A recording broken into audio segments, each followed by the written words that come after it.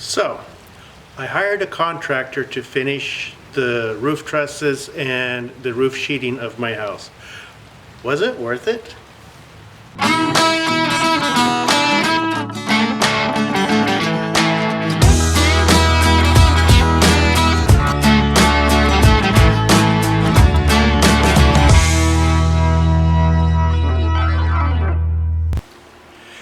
Hello everybody, it is Randy from Jacob's Triangle Homestead. Welcome to the channel.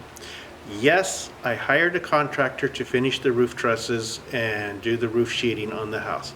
The reason I did that is because I just didn't feel comfortable going up that high on the house, and I didn't have the equipment also to go up and put the second portion of the trusses up. Basically the little triangles that go on the top.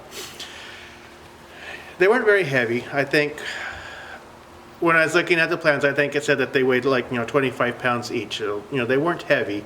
It's just they were large enough that it was going to be cumbersome to get them up through there, and I would have been doing it basically by myself. I don't know that my wife would have been able to push them up through to hand to me.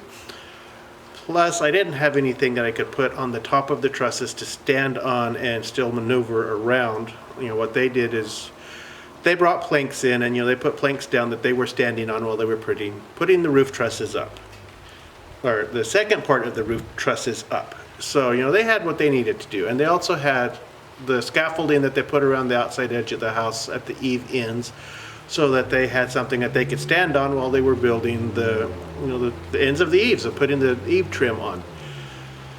So like I say, he came out here with a crew of 2 during the week and got most of the work done. Then on Saturday he had a crew of 8 that showed up, and they went through and they did the roof sheeting. You have to do part of the roof sheeting before the California fill can be built, and the California fill is where we have our bay windows on the front.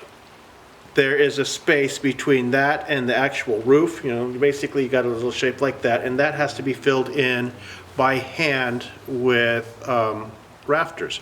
That's called California fill. I have no idea why it's called California fill, but they call that California fill. So it's basically building the roof rafters between one set of trusses and the next set of the main trusses that's going the other direction. They had to do that for both the bay windows and the garage. And they did that pretty quickly. I think like 3-4 o'clock Saturday they were done sheeting the house, building the eaves and trimming the eaves and sheeting everything, and they were ready to go, which was great. Now, as far as my feelings towards hiring the contractor, like I say, I'm glad that I did it. I think it's money well spent, because that means that I didn't have to go up there and do it. But there was things that I'm not happy about. One thing, the main thing, is they went through a lot of material. They went through a tremendous amount of material. As you can see from this pile here, that's all the waste from them doing the roof sheeting and the California fill. I had to make 2 trips to Lowe's to get additional lumber. And this is lumber that was in addition to what they had provided with the house. So I ended up getting 400 board feet of 2x4s and 200 board feet of 2x6s. And they basically blew through all of that. They were grabbing other things to build the California fill with. Basically anything that was, or maybe even wasn't nailed down, they were grabbing it. So, I wasn't really crazy about that. Plus the fact that, they went into my container and they got a little box out of there. I don't even know why they grabbed a little box.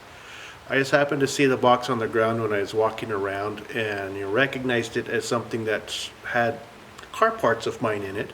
The car parts had been dumped out, and they stuck part of their eaten lunch down inside of this box. I have no idea what that was all about. Wasn't terribly happy about that. And of course, the amount of material that they wasted, I was not happy about that. But in the grand scheme of things, it is done. I'm going to have to replace some of the material that they blew through that was intended for other purposes. The sheeting, I believe I had 4 units of sheeting, and part of that was intended to be used for the gable ends of the house. I now do not have any material to use on the gable ends of the house. So that's going to need to be replaced. And of course, you have to make accommodations for workers that you don't necessarily want coming into your house, or in our case, coming into the trailer to use the bathroom. So, we had to do that, which is not very expensive, but it's still something that you have to do that. So in the grand scheme of things, mixed feelings about hiring the contractor. He got in here, he got the job done, and we have the inspection tomorrow, so hopefully what he did is all correct and it's going to pass inspection with flying colors. If not, I guess he'll have to come back out and fix it. I did have to have him fix a couple of things before he was done. But it's done. I'm standing under it now. There's a light rain falling right now, and I'm not getting wet, which is good. So our next step is we're trying to find roofers that can get out here and do it quickly also, because I think we are starting to get into the rainy portion of our winter. Usually it seems like in Northern California that the rainy season is February, March, and April, and we're sneaking up on that. So I'm hoping that we're going to be able to get a roofer in here to get the roof on it so that we can stay dry, and then we can get the siding put on and get it properly dried in, hopefully before the serious storms start blowing in. There's my thoughts on hiring the contractor to get the work done that needed to be done. And of course, was it worth it? In the end, I think it was worth it. It ended up costing me more than he bid because of the extra materials that I had to buy. He was charging me labor only, so the extra materials came out of my pocket.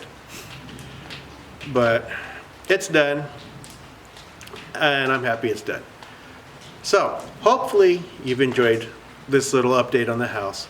If you have enjoyed it and you're not subscribed, I would really love it and appreciate it if you'd go ahead and subscribe. You can just click on my logo over here, or the red button down below that says subscribe, to subscribe to the channel. If you liked the video, give me a thumbs up. Let me know that you like it. Let YouTube know that you liked it, so they'll show you more stuff like this. And if you want to leave me a comment down below, I would love it. I love reading the comments from people, and I try to respond to them as much as I can. So, even if you just want to say hey, say hey. So until next time, thanks for stopping by, and I'll see you next time.